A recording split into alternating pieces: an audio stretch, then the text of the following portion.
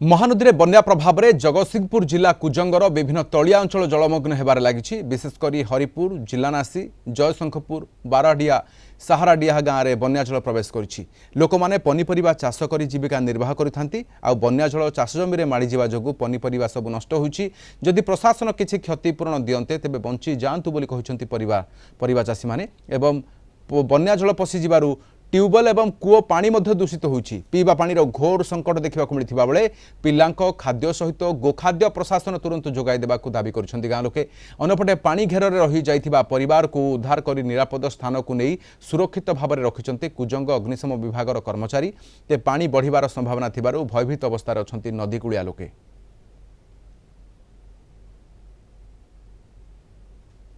बन्या पानी तो 3 थर आसला हाबे हाबे आम बन्या गछ लगे फल आरंभ हो पशिला से कमी जाता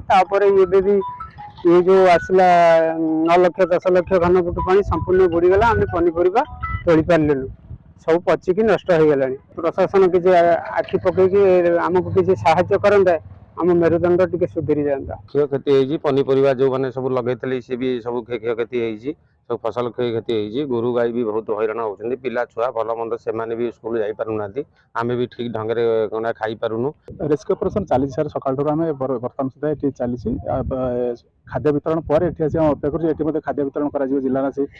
पंचायत जो जलमग्न अच्छी गोटे भंडुआ और जिलानासी केत गुड़ा गाँव सहारा डिया किसी जगह अच्छी 5टा गाँव जलमग्न अच्छी।